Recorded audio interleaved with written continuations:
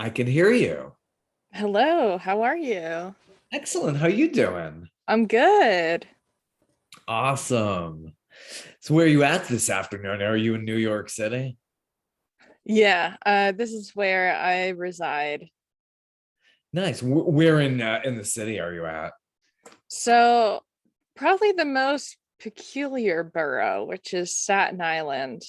Oh, it's been in the news somewhat lately. I've heard many interesting things about Staten Island. Yeah, yeah. It I don't think I would have ever chosen to live here had it not been for my boyfriend who was born and raised here. And when we moved in, it was to stay close to his mother, who at the time she had breast cancer. We unfortunately lost her 3 years ago, and we just, I don't know, the pandemic hit, and we keep saying, like, we got to get out of here. But it's like, it's just such a weird place that it's like, you kind of stay and you like cock your head and like I've written a couple of scripts because I originally worked in the film industry, and it's like it literally writes itself. It sounds like it. It does. I saw. It really, really does. It seems like it has this power over you. It's like I just, somehow you just can't leave. You try to check out, but you're always sucked back in, and it's I've had yeah. the weirdest experiences of my life living out here. And it's like, I want, like, is it something about me? Is it this place? Like, why do these strange occurrences keep happening? Like, I have no idea. Yeah, I love that King of Staten Island. So I guess Pete Davidson knows where to tell you where to go for everything there. It's incredibly accurate. Yeah, but it doesn't show the other side of it that's very ill educated and exceptionally white and proud of it. And it's just disgusting. Yeah, that's interesting. I'm here in the South, and it gets such a bad rap, the whole southeastern region and southern region. But then, it's like the North, you think, oh, it's so wonderful and progressive and everything. And then it's like, no, not really. Are you kidding me? It has its own issues too. Oh, yeah. I grew up in the Poconos, and I like the Pocono Mountains of Pennsylvania. I spent my whole life fantasizing about, I'm gonna run away, I'm gonna go to New York, and I am never ever going to have to like worry about these backwoods people ever again. And I meet this guy on OkCupid, and I'm like, oh my God, he's so cosmopolitan. He lives in New York. He convinces me to move with him to Staten Island. And I'm like, oh, this is wonderful. It's one of the five boroughs of New York. And I'm like, what the heck is this place? I feel like I'm back at home. I feel like I never left. What is going on here? That is so strange. So to live on, I'm so curious because like I'm fascinated with the New York films of the 70s, and Panic in Needle Park reminds me of that because they show the ferry and that whole horror Yeah. with the dog and everything. So like, yeah, you got to do the ferry. Is that the deal? It's just like no way to drive on and off, and I'm not familiar with that Oh, part. so it's real. Wow. So the island really has changed. So there's two distinct part. There's the North Shore and then there's the South Shore. The North Shore has been very gentrified. It's a much more urban setting, much more diverse. It really does kind of feel like Brooklyn, where it doesn't really feel like you've left the city at certain parts. And that's the area where I live, and I really enjoy it. When you go to the South Shore, it kind of feels like that Pennsylvania feel. Some of it is kind of like swamplands, And then there's like the Midland Beach area, which during Sandy Hook got absolutely decimated, and parts of it are still recovering. Like I remember when I first came here about 7 years ago, I saw one of the most peculiar sights. It was like, I guess this family didn't want to let go of their home. And so you could tell that the exterior of the home had been completely condemned. And they had these two generators running. And it was almost as if they were living like camping style. It Oh, was wow. really devastating to see that. Sure, sure. Um, and I wanted to be like, do you need help? And like Yeah, my okay. boyfriend was like, no, no, no, like you don't do that here. Like you don't do that here. Like No mind flat. your own business. But with the Right. ferry since 9/11, you're not allowed to bring your cars on it anymore. So Oh, you wow. have to drive across the bridge because there's a fear of car bombs. Yeah, yeah. I could totally see that. Yeah. Yeah, I've always been fascinated with that period in film of New York and how it looks. And first time I visited was in 84. So I kind of got like the end of that. And then it got cleaned up pretty much. You were talking about Manhattan and all of that. But yeah, there's this grittiness about Staten Island that's just, to me, it's just It's totally still better. there in some Yeah. parts. It definitely is still there. And if Yeah. you talk to any of the Staten Island filmmakers, they would convince you that, oh yeah, you you come at a certain time of night and you could still achieve that. Guess so. Wow, it's just so fascinating. So you've been in the fashion industry. How did that all come about? So I spent a lot of time convincing myself I could never go into fashion. The first part of my career, I worked in the film industry. I lied my way onto my first film set where Oh, I was working at a college radio station as the station manager, and there was like this big wig who was like the huge film director in the area. And I called him up and I was like, hey, do you want to do like an interview on our radio station? We get 20,000 listeners per hour. And so I schmooze him. He agrees to come on for an interview. And then I was like, hey, so like, do you have any positions? And I had gone on like Wikipedia to look up position names. And I was like, I've done so much work as like a PA. And he was like, yeah, like you should bring you and like five of your friends should come on set and like work. So that's how I got on. I didn't know what the heck I was doing. I didn't even know what a PA was. I was still a college student. But that really kind of launched my career within like the Pennsylvania film scene. And then from there, I started working within the Philly film scene. And then finally, I got to work in the New York film scene. Then I kind of got burnt out and I went back to my roots working in marketing, but I wasn't really super happy with that. I just found it to be like boring, more or less. Um, which I still do work in marketing as my day job, which is like throwing shade at what I do. you got to pay the bill somehow. That's, and do Yeah, your.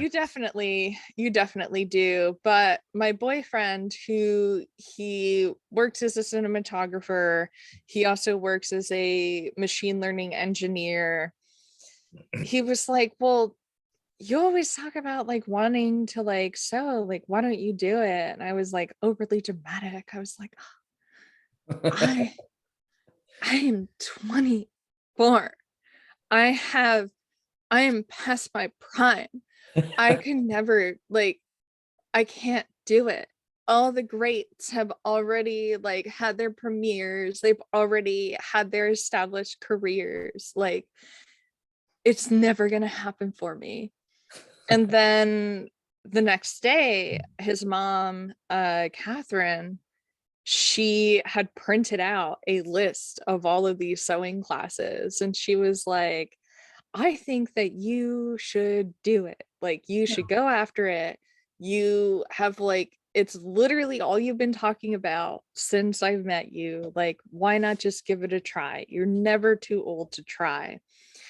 And so I decided to do the program out of Mood Fabrics, because what millennial woman is not obsessed with Project Runway? And I Absolutely. learned under Benjamin Mosh, who was on, I believe, Project Runway Cycle 10, which was the only season that they did partners. And I feel like, like, number one, that was the worst season that they've ever had.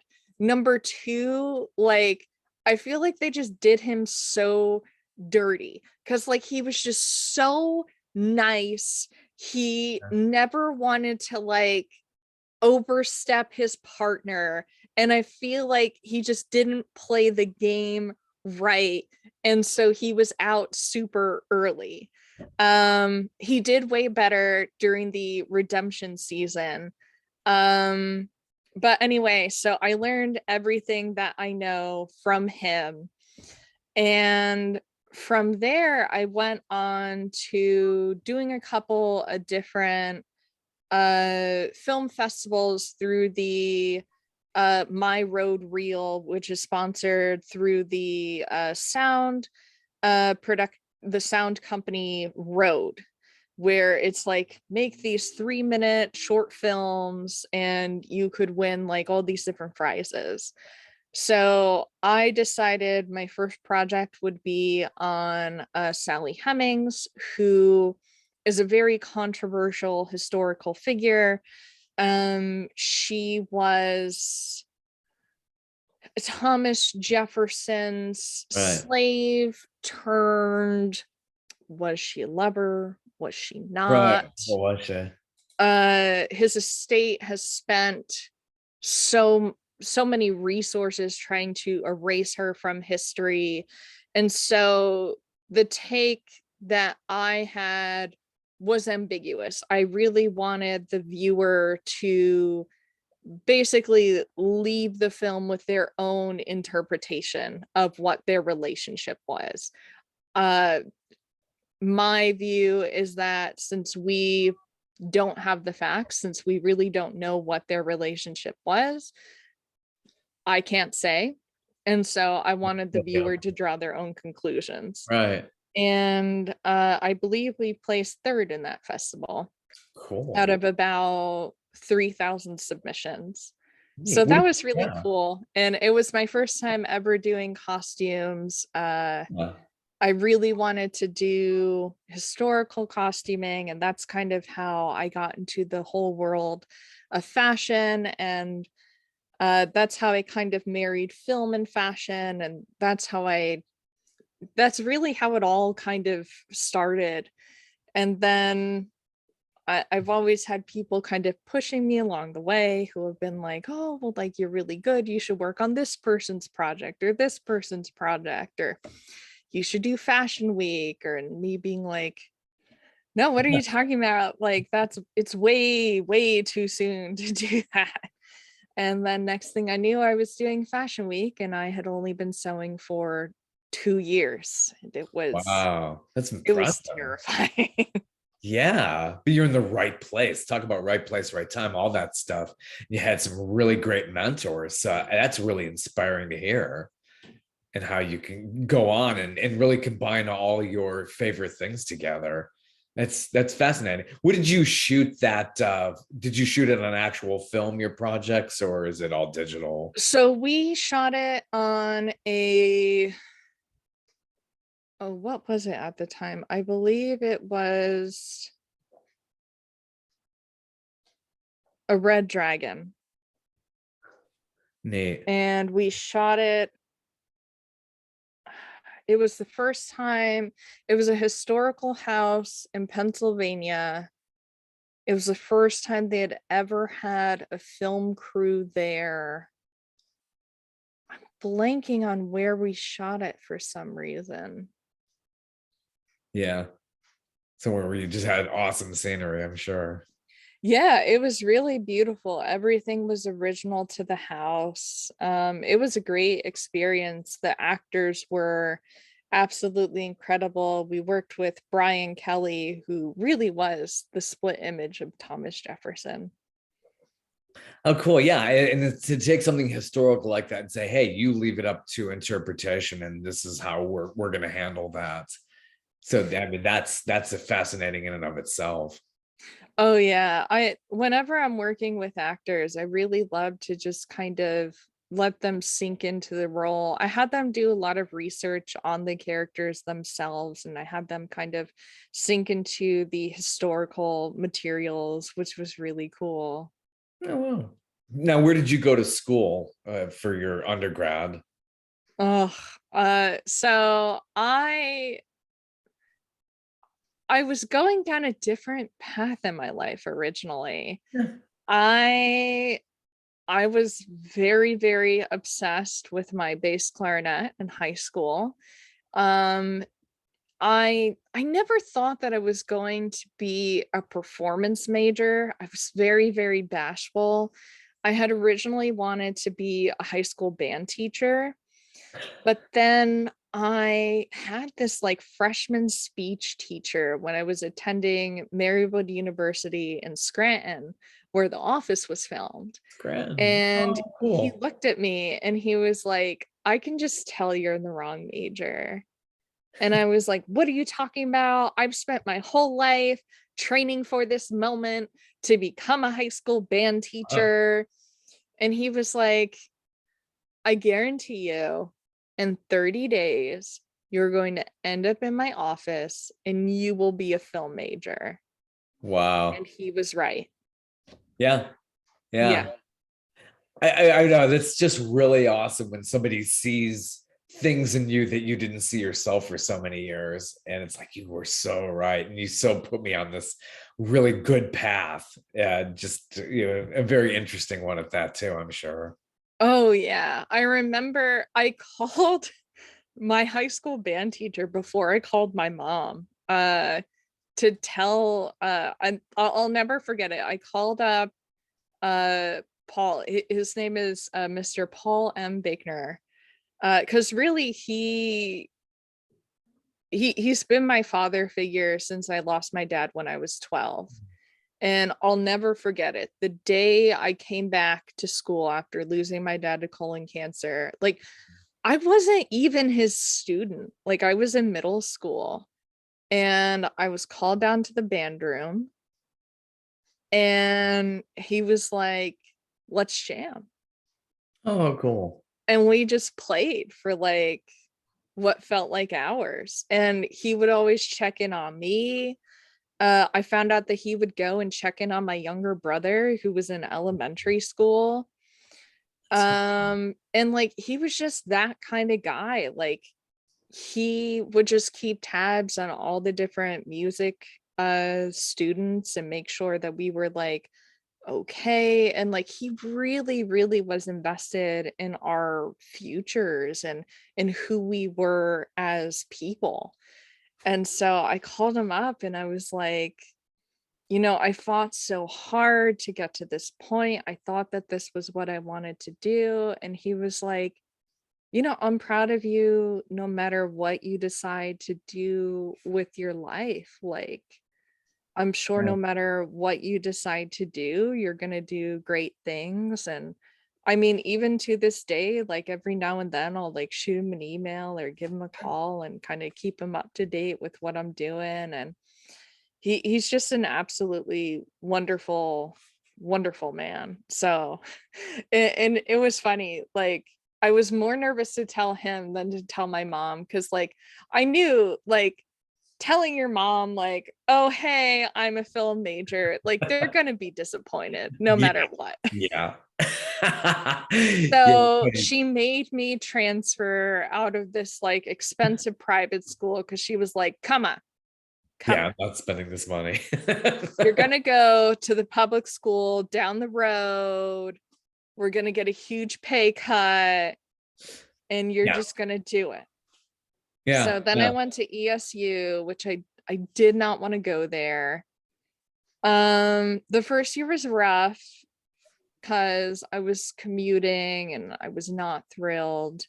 But then I wound up making like a lot of lifelong friends who I'm still in touch with. And, you know, I was able to sneak onto some film sets. So that was pretty cool. And it really did help me to get into the industry. So I am thankful for my education there. Yeah, the arts, it's not so much of this straight trajectory like you have in so many other fields. You know, it's like it's things snowball, and it's fascinating. It's also scary too. It's like things are just so uncertain. I don't know what the future is, but you kind of let it flow. And one thing leads to another. You never thought you would be where you are now, very young and Oh no, in 10 no, years. I never did. I never thought that like the little girl who would like take felt from her mom's room to hand sew like these ugly little bunny dolls would be like I think this is my fourth time presenting for Fashion Week. Neat. So how Yeah. did you get into Fashion Week? How did that all? So on the indie level, it's actually like really easy. So through working in marketing, I started working with a PR agency. And through that, it's kind of where I got in, I started to rub shoulders with wannabe celebrities, TV personalities, reality show stars, individuals like that. And their favorite thing to do would be to go to Fashion Week. Yeah. And so one of my jobs as a social media manager would be to escort them to the show and to make sure that they got photographed by Getty Images, because if Yes. they don't have that photograph, they weren't at the show and it didn't happen. And that was kind of how I got the insider perspective of like, oh, this is interesting. Like this show that we went to, obviously we're not going to tell the client, but like they didn't get invited here. We just purchased these tickets off of Eventbrite and it's not even an official event. So there's events going on all the time during Fashion Week where people will kind of piggyback off of New York Fashion Week, which is just kind of a broad term of a bunch of fashion events that are happening during this week in New York. And there are shows that are affiliated with the CFDA. And then there are shows that are considered to be on the indie level, which are the ones that I have showcased with. And they're really easy to get into. Some of them are affordable. Some of them, it's like, hey, give us $10,000 and your firstborn child, and then you can showcase with us. And it's such a great privilege. You really, really get burned on the indie level. Like my first two showcases were such a disaster. They didn't play the music I provided them with. They Oh, like my my first show, it was so deep. It was entitled Therapy, talking about the mental health struggles of my younger brother, starting from his suicide attempt all the way up to now, showing that it does get better and showing the benefits of therapy and understanding what you're up against. And they played the song Glamorous. yeah. Because they just like the beat. And I'm sure it was like, this is really what perks people up and everything. But like your theme, it's not going with the theme. Yeah, and it's like, talk about dissonance. And I'm just like, oh my God. Come on. I mean, there are Oh, songs that do that go along with the mental health angle. I'm sure that yeah, are no. appropriate. And then the second showcase, like the show was sold as like this show was all about the designers. We want to bring everyone up and elevate them. And you're going to get so much press and so much attention. And the first half hour of the show is the organizer basically like high-fiving herself for how amazing she was for giving everybody this platform. My jaw was like on the floor. I was like, you have to be kidding me. This is the most narcissistic thing I've ever experienced in my life. Gosh. And then she presents her collection. I assumed she was also a fashion designer. She showcased sunglasses where she just like glued little rhinestones on them. All right. Yeah. You got some really interesting people in that industry. And I was like, oh my God, I paid $500 for this. Gosh. There gotta be movies made about this kind of stuff. It's Oh man. And so like I suffer from depression and anxiety. And so I was like, I'm not gonna do this again. I can't. yeah. Like I can't put myself through this again. And then I started toying around with the idea, well, what if I did my own showcase? And then I was like, no, that's dumb. And then I was like, well, what if I did? And then the lockdown happened. And then I was like, well, you know, really can't. Then I started flirting with the idea more because it's like I was locked in here. It's just me, my cat, my boyfriend. And then I got like a random call from a friend of mine, and this became the third showcase that I did this past September. And I was cautiously optimistic, but I was like, okay, this could be a really cool opportunity. It was for a 10-piece capsule collection that would complement her shoes. She's a shoe designer. And, you know, it felt very rushed, kind of weird that she didn't reach out to me sooner. But I was like, whatever, like this is for the CFDA. At least they will see my stuff and I'll be on their radar. And it's an official showcase. So we do the shoe. I go to pick up everything that I designed. I threw together a 10-piece collection in 5 days. And then she's like,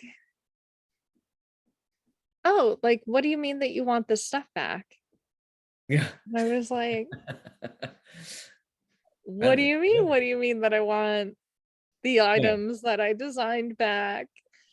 And she's like, oh, well, like I sketched it, so they're my designs. Oh, wow. Like, what are you talking about? Like, it's a digital rendering of like a Jason Wu dress that you Yeah. liked, and it's a wrap dress. Like, what is going on here? And so, unfortunately, lost a friendship there, never got the dresses back, never got credited for what I did for that showcase. And that was kind of like the last nail in the coffin for really wanting to showcase with anybody externally. Yeah, that's a And real lesson, isn't it? Yeah. yeah, because it's like you would out. think if someone's a friend, especially Right. someone who like, oh, you're so talented, I love your designs, we should collab, this could be really great. And then all of a sudden it's like, Yeah. What a huge letdown. So this has all led to you doing this, combining the mental health, and this is called Break Free, your program within this. How does that work? And now Fashion Week this is in February. Yeah, this will be on February 14th. Very good. So this all kind of led me to being like, you know what? Something that I have learned in life is if you learn how not to do something, you become an expert in how to do it right and how to do it properly. And so I've decided to put together a showcase that has a conscience and that really will be for the designers by a designer. Hmm. Um, I wanted to have it be aligned with something that's near and dear to me, which is mental health advocacy, as well as substance use advocacy. For the past 5 years, I've served as the editor-in-chief of Soberosity. We're an online sober community and blog. And since the pandemic hit, we've been hosting virtual panels on various different topics of sobriety, um, really just to stay sane and to stay Good. connected during Yeah. these really unstable and scary times. And so I was like, it would be so cool to like take that world and to combine it with my love of fashion, like I was able to seamlessly do with my love of film and fashion. It was much easier to do that because there's a thing called costume designer. And so I was like, well, what if I tried to do like a fashion showcase? It's a little more cerebral, but it just might work. Yeah. So right now what the show is looking like is we have uh 5 designers committed. We have 2 more that are on the fence, one of which is a Project Runway alumni. So I'm Cool. really excited. I can't wait until I can reveal who they are. We'll be announcing who all of the designers are in January in our first official release. They all have a connection either to mental health or to sobriety. That's been really important to me, that all of the designers share the same passion that I do.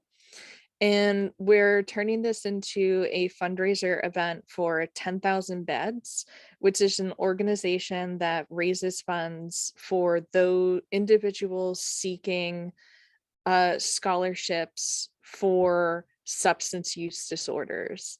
They're one of the only programs out there that is completely non-biased, and they're aligned with around 200 different treatment facilities across the country. Oh, it's amazing. That's really fascinating. So, and combining this with Fashion Week, so that industry's probably got a lot of its own issues with pressure and substance abuse, and of course, body image and all of that. So, I'm sure this is a really good thing to combine and to help. I'm sure it's helped out a lot. Oh yeah, we've been hosting one virtual panel per month with the designers and models involved. Um, one of the designers, Kelsey, I didn't want to forget her name.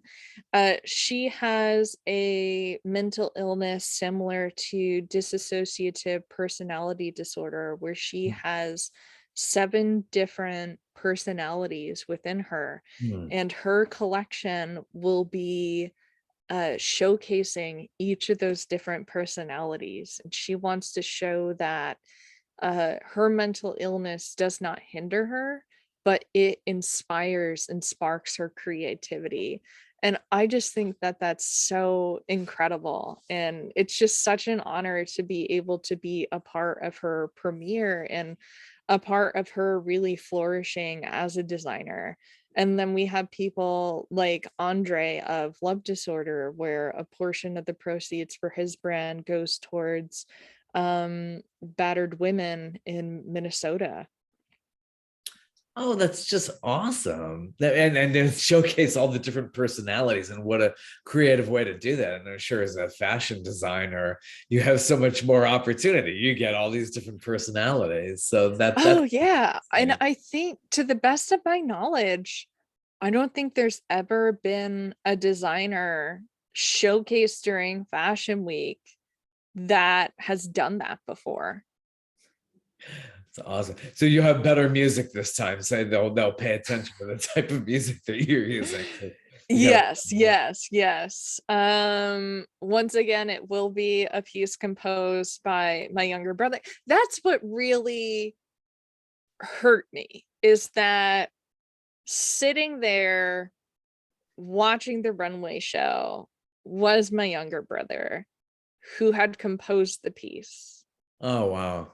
Yeah. That's really interesting.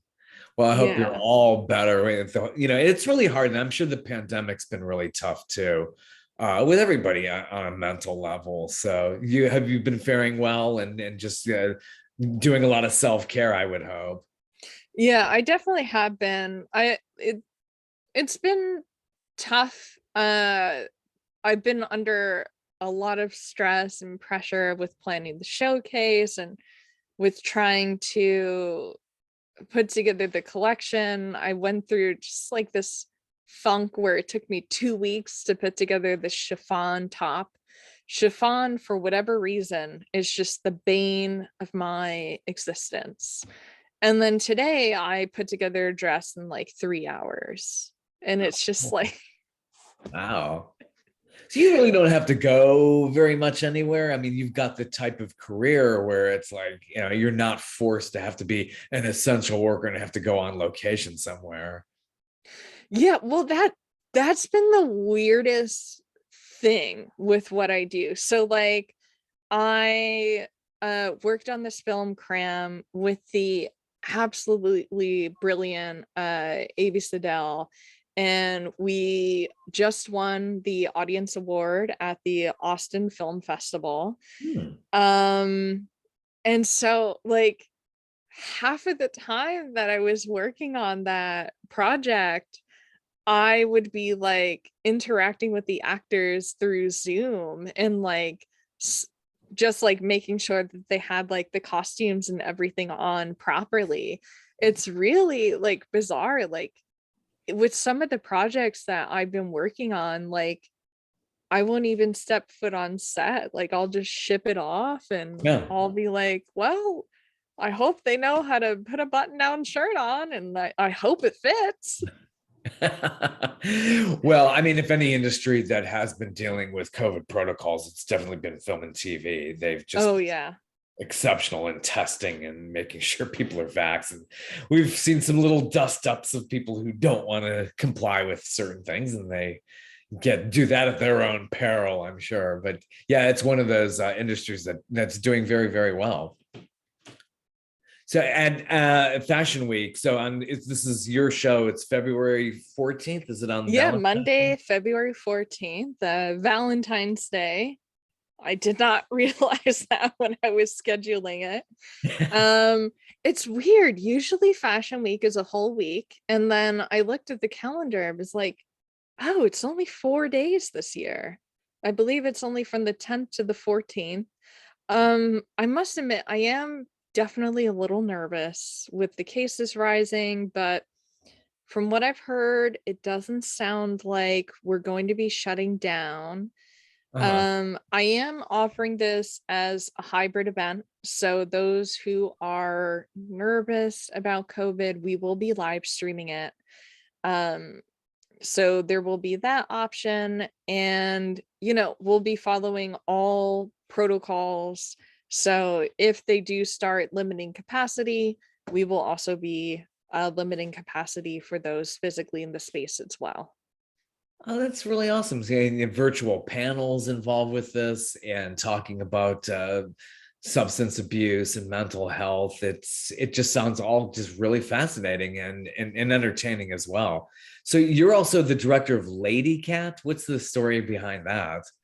So I am unapologetically obsessed with cats. We are here. I've always been a cat lady. I will never not be a cat lady. And Lady Cat is just a pet name that my boyfriend gave me. I affectionately call him Human Man. And when I was trying to come up with a name for my line, I was like, man, what do I call it? Like, I want it to be like serious, but I don't want to give it like my name, like Alexandra Nyman. Like, that's just so like pretentious. And then I was like joking, like it could be like Alex by Alexandra Nyman, and then it just gets like ridiculous. Um, and then my boyfriend was like, why don't you just call it like Lady Cat? Like it could just be fun. And I was like, oh, I don't know. I think that's strange. But then I don't know. I just kind of went with it. I was like, I think that's fun. And so for this new collection, I'm definitely being much more true to myself and to my whims. I'm using this very cute print that has tiny little cats all over it. I'm drawing from my love of K-dramas and anime. So I'm doing a lot of different deconstructed business wear, looks inspired by some of my favorite JRPGs and some of my favorite characters. I call it incognito cosplay looks.